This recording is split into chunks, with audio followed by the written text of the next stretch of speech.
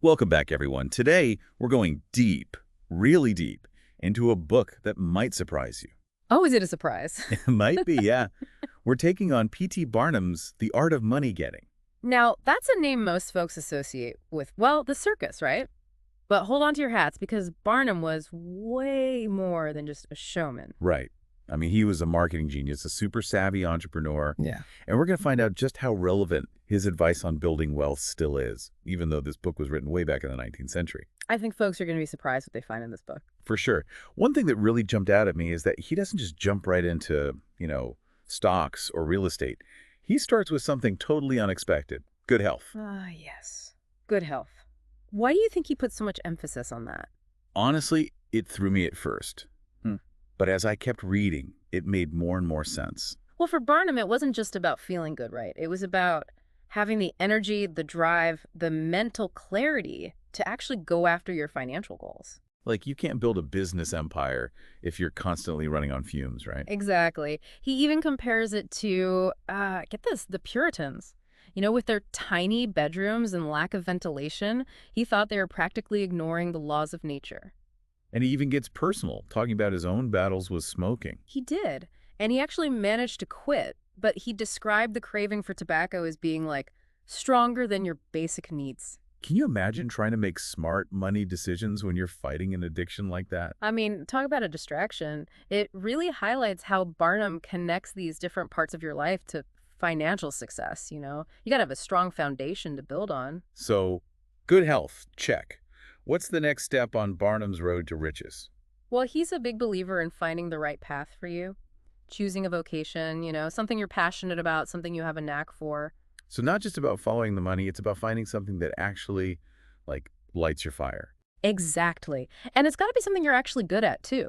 Barnum says you could be the most talented baker in the world, but if you open a bakery in a town full of people who are gluten-free, you're going to have a tough time. Location, location, location, right? He really hammers that point home. He actually tells this great story about a showman in London, super talented guy, but his wax figures were just awful. Really? Like, how bad are we talking? Bad enough that his business was struggling, so Barnum convinced him to come to America, and guess what?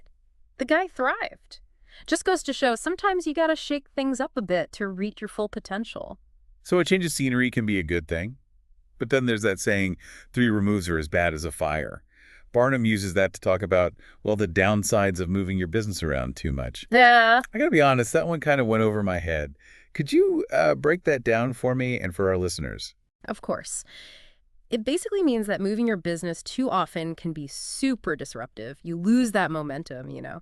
It takes time to build up a solid customer base and establish yourself in a community. Like, you're constantly uprooting a plant before it has a chance to, really take root. Exactly. Yeah. He's all about finding that stability, you know. Unless, of course, you're in a really terrible location to begin with. Then it's like, he says, being in a fire, gotta get out as fast as you can. Okay, that makes a lot more sense now. Yeah. So good health, finding your path, choosing the right location. What are some of the practical tips Barnum gives once you're actually ready to start building wealth? Well, one of his biggies is avoiding debt, especially if it's unnecessary. He actually compares it to, get this, working for a dead horse. Ouch. Okay, I'm listening. Think about it. You're putting all this effort into paying off something you've already used up, and it's getting you absolutely nowhere. That's a pretty grim image. But yeah, that definitely drives the point home. He also talks a lot about perseverance, right? That whole idea of being self-reliant and never giving up.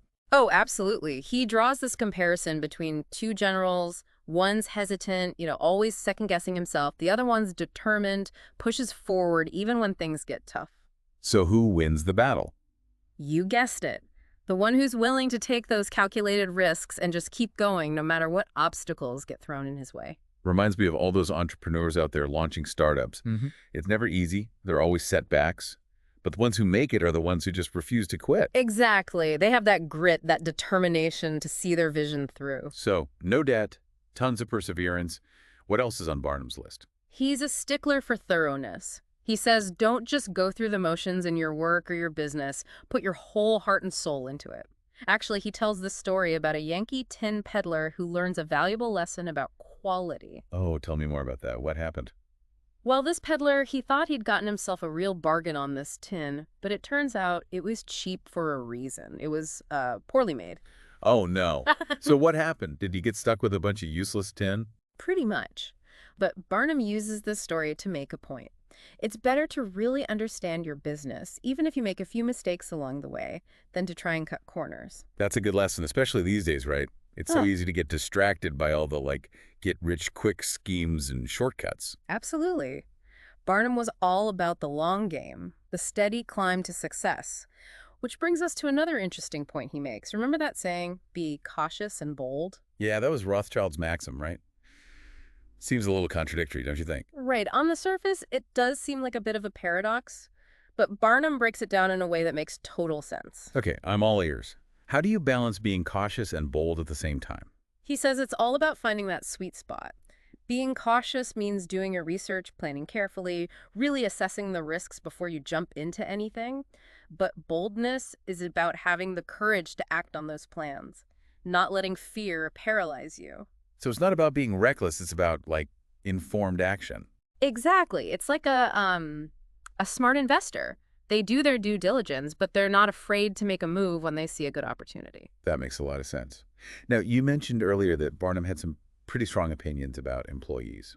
Huh. What were his thoughts on hiring and managing people? He believed in surrounding yourself with skilled and trustworthy people.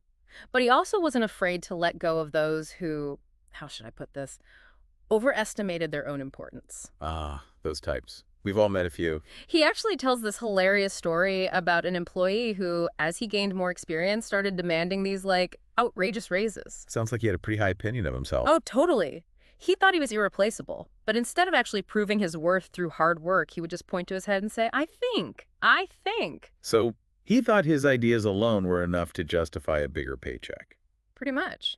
And Barnum's advice, let those kinds of employees go. I guess it's a wake-up call for them, right? And it shows everyone else that you value actual contributions, not just big egos.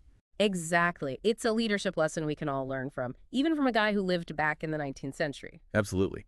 Now, another thing I noticed is that Barnum warns against getting, as he put it, above your business. What did he mean by that? He was talking about those folks who, once they've learned a trade, they get a little, how do you say, too big for their britches. Yeah, I know the type. They think they're too good to be an employee anymore. They dream of starting their own ventures, but often without the capital or the experience to actually make it work. That's like the classic waiting for my inheritance scenario. Oh, yeah. Always talking about what they'll do when their rich uncle kicks the bucket. Exactly. Barnum actually uses this example of a young man who's like banking on his wealthy aunt dying so he can get his hands on her money and finally launch his grand business scheme. But as Barnum points out, rich relatives often live a lot longer than you'd expect. So his message is, get out there, learn the ropes, work hard, and build your wealth gradually. Don't just sit around waiting for a windfall. Exactly. Most successful people, they started from humble beginnings. There's really no substitute for hard work and experience. Absolutely. Speaking of experience, we can't forget Barnum's expertise in advertising. I mean, the guy was a master at capturing people's attention. He was a pro at grabbing the public's eye. So what were his thoughts on the power of advertising? What were his core beliefs about advertising? He believed in it wholeheartedly. He even compares it to a farmer sowing seeds. You got to invest in it consistently, strategically, if you want to see results. He actually tells this funny story about a drunkard to illustrate his point. Okay, I'm intrigued. Tell me about this drunkard analogy. All right, so picture this.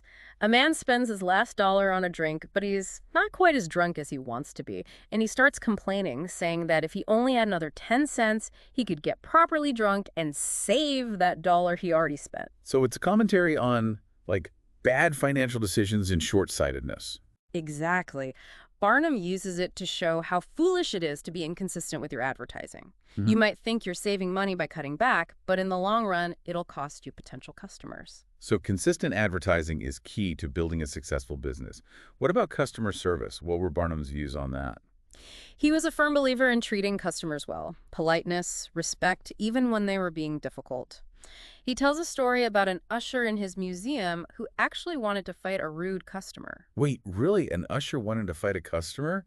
That doesn't sound like very good customer service. Yeah, it's a pretty wild story. This customer was being unbelievably rude, just awful.